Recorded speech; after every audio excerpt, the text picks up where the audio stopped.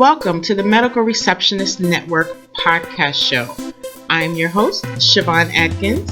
Join us as we discuss the importance of clerical and administrative roles and their impact on the healthcare industry.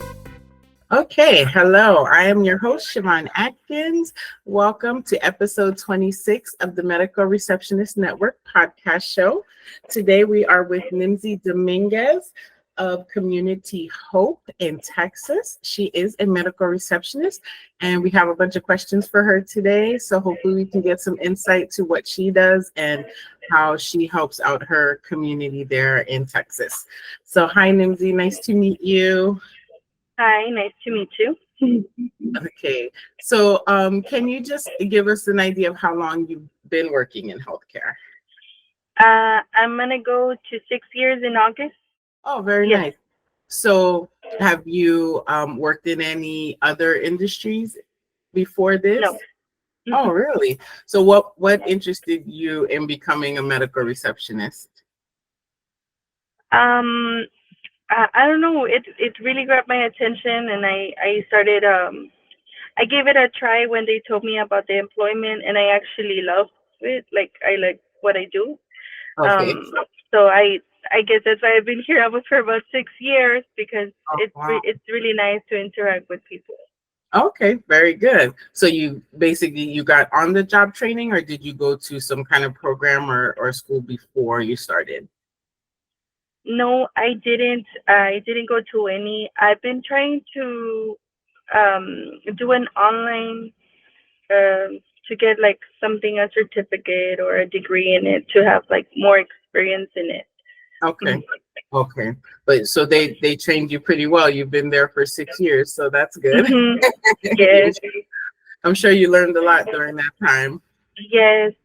Yes. Most of us started, with on the job training, so that's not unusual, and that's very good that you've been able to be successful this long. So what is the biggest lesson you learned, with helping people in your community, with Community Hope? My biggest lesson, since we help nonprofit, it's a nonprofit clinic, and we help people who don't have insurance. I've been able to learn from the people in their needs. Um, to me, greeting a patient coming into the office, it's like making them feel welcome because we've had cases when they just come in with some situations, and at first, I mean, to me, it was like I didn't know how to react, like to the person, but I've learned a lot, and I think my biggest lesson was like knowing how to interact with the people in let's say in the whatever situation they're in. It could be in a bad mood, good mood, in any occasion. Like I think that's where I learned a lot. Oh, okay. So, does your office, is it primary care, or do they do, pediatrics or It's a geriatric? primary care, but Mhm. we are a nonprofit, so we're not from a government. So all of our doctors are volunteers, and Wow. they come and give some of their time to see patients. Okay. Yes, Okay. and it's mainly for people who are uninsured. Okay. Okay. Hmm. And how do people usually get connected to your office? Are they referred, or do they just call directly? So some of them it's a word by mouth, family members. Another ones we do get do presentations Okay. in the valley, and Okay. that's how we get our patients. Also, some of our patients are referred from hospitals, emergency cares, even from other PCPs. When people don't have insurance anymore, they refer them over to us. Okay, very good. Mhm. So as a receptionist there, what are some of the functions that you do at the front desk? Registration, things like that? I do check in, check out patients, schedule for appointments. I do medical records, phone calls. We have up to 10 lines in our system, so we're on and off. I also do eligibility, a bit of eligibility, taking in applications, putting in patients' information. I also do referring patients to a specialist. I work in that too. I help them work with the referrals. Another thing that I Okay. also do is like collecting payments at the end, closing batches, making sure everything's the same. We also help Okay. when it gets to patients, since we see patients who are uninsured, we do get patients who are Mhm. insured. So we call their Okay. insurance and try to help them get a PCP so they can get an appointment scheduled. Yeah, we help them also with that. Okay. So there are some people who will come, they have insurance, but they do come to your clinic and you guys will work with their Hmm. insurance as well. And do you Yes. have any kind of sliding scale for depending on people's income, or is it either you have insurance and you use that or it's free? For us, it's a free service. It's based on a Okay. donation. Like if they want to leave a Okay. donation, they can. If they can, that's fine also. Okay. Mhm. Oh, okay. Okay. So you guys are probably pretty busy because I know a lot of Yes. people, especially recent years, are without insurance or, between jobs and things like that. So let's see. Who has helped you the most in your career there, with learning and understanding everything? Do you have a manager or a coworker that has helped you or helped influence you in this position? I have my supervisor. She's helped me a lot, but also providers. Providers help me a lot. Like even when I have to Okay. give them a follow up, and they give me their notes were abbreviation. At the beginning, I had no idea. So providers Mhm. really push me more into learning, more into medical. So I get a lot of help. I can Okay. say I have a lot of help from our PA, my supervisor, and some of my coworkers there. But Okay. they're always in back of me. Very, very good. And now you're probably Hmm. helping new people when they come in because you've been there for 6 years, right? Yes, yes. And are you with them? Hmm. You work full time with them? Is your clinic open like a full time? Yes, it's a. I work full time. Their hours it's 8 from 5, 8 to 5, 8 to 5. Okay. Okay. Very Hmm. good. Very good. So what would you say is the most challenging thing that you experience or that you have to deal with when working with your patients or anyone in the clinic? But let's go specifically with patients that you work with at your clinic. Whether it has to do with maybe they don't understand certain things, or do you have long wait times, or anything that you guys have to kind of at the front desk work through before they even see a provider or see a medical assistant or anything like that. I think the most challenging is when we get people who can't speak or hear. Okay. It's been a little bit hard for us to communicate. Okay. But I'm already in the process trying to learn sign language to help Oh, them out because we have two patients who are deaf and also can speak. okay. So I think that's when it gets a little bit, I would just say a bit where it gets to, we start getting a little bit of the line because we're helping them. Mm-hmm. But Okay. I do see the way people look for me like to help them out. I don't know because also because of their language, the Spanish. And I know Okay. my other coworker, she only speaks English. So I Okay. think because of that. You're good to help everyone, and you probably have a lot of patience, and you can take your time and try to help everybody. Hmm. Yeah, they Yeah. have some good translation services. I just don't know for the sign language. I'm sure there is something like that. How you ever been to maybe the ER where they have the video where they do Hmm. like Spanish translation? They probably have some service like that. But yes, we have to help everyone, so we have to be able to navigate all those things, right? Hmm. Yes. So, is this the first job you've ever had? Yes. Is the first job. Okay. So what is the best part of your job? Helping people, Yeah. seeing a change in them. Okay. Hmm. Yeah. And seeing them getting better and getting help, right? Some Yes. relief. Hmm. Okay. So how important do you feel teamwork is when it comes to working together with your other front desk coworkers? Well, I'm okay with working with anyone. Like here, it's only me and one receptionist, and we Okay. always try to interact together and helping each other. Like in case she has a question, she comes to me, I help her, or vice Oh, versa. But yes, I've worked before with other receptionists. okay. And do Hmm you find it easier to work with just the two of you are able to manage pretty well with your patient population and the volume that you have there? Yes, it's gotten to a time where sometimes I'm just alone, but yeah, I've been able to handle it with Okay, or with okay, very good. If you were not working in healthcare, what would you be doing? maybe in school.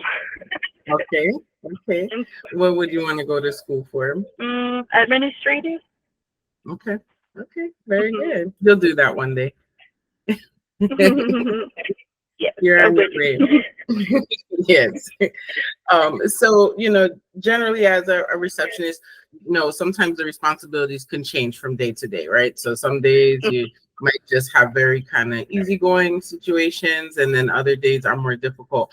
How do you adjust to those changes, and like what do you tell yourself when, maybe you're having a specifically hard day, or there's something new that came up, whether it's with your system or with the type of situation that a patient is coming to you with as on a first time thing?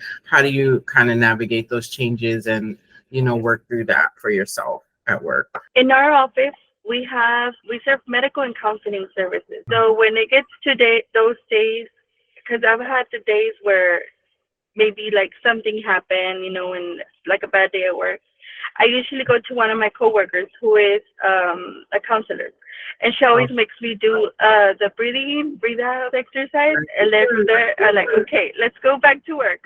Okay. So it helps a lot. Very good. I love that actually. uh, you have that resource right at work to bring you back, center you back, right? Yes. um, So, well, I know you mentioned that you always make it a point to make the patients feel comfortable when they come in. Are you the first person they see? So in your office, they walk in, they check in directly with you, or do they have to see anybody else before they come in? No, it's directly with me and check them in, and then I'm actually the one who checks them out also. Hmm Okay, very good, very good. So have you had to deal with any conflict with any coworkers? And if you did, how were you able to navigate that situation? I'm not gonna lie, it has, but I feel maturing more. It's like what it's been helping me more to just in one way or another ignore and just continue. And Okay, I mean, if anything, like if it has to be taken to supervisor, I do let them know. But if not, I mean, if I can handle it where I can just ignore and just continue doing my job, I do it. that's good. I like. Hmm Gonna work with you someday. Okay, so what advice would you give a new receptionist that was starting a new job tomorrow? What will be your advice to them? One advice, I would just tell them to take it with time. Like, I mean, to don't freak out because I know getting calls to another call. I know they'll freak out, but no, I Right. think I would tell them that. I think with the first day they'll get the hang of it after for the following day. Okay, very good. And do you all use electronic medical record? We Yes, do everything in the system. in the system. Okay. And then So for how was medical it? records, we do both. We do fax and the But the charts are in an electronic system. mhm Okay. yes. How was that learning for you when you first started? Was it difficult, or did you find it pretty easy to navigate the system? So at the beginning, our system was different. Everything was paperwork. We just Oh, okay. started working with the website. It's called Athena Health. Okay. Yep. Um, Okay. and that's what we started working with Athena Health, and this is the one we're using now. So we barely started. This is going to be our third year with Athena Health, and Okay. I mean, I've been getting the hang. It's really easy. I got the hang of it. That- And it's good that they started while you were there, so you could learn with everybody else instead of coming in, Yes, brand new. Yeah, I've yes. been through a paper to electronic transition with one company before, so I know how that can be, but it was probably better that you were already there, so you saw everything, Mhm. happening. Um, Yes. so I don't know. I think that's all I have for you. I'm so happy we got to speak, and you working with the nonprofit. There's not every medical receptionist doesn't get that opportunity. I think it's a a unique experience because you get to see both sides of. You see the insurance end, you're still dealing with authorizations and referrals and all of that, and then you have your Mm. patients who are coming in for the care that they need, whether they have the means or not. And it's very important work that you and your providers there do. So I'm so happy you took the time to talk with me today. And thank you so much. And I'll probably send you a message. I can send you a little something, but I really appreciate your time today. And I wish that you have the best of luck. If you want to go to school, you go to school. And if you want to climb that ladder, you do that. I will support you 100%. I think that's amazing. And you've been there 6 years, and I think that's awesome. And they're very lucky to have you. Thank you very much. Okay, thank you, Nimsi. You have a great rest of your day. You too, and thank you. It was nice meeting you. You as well. Take care. Bye-bye.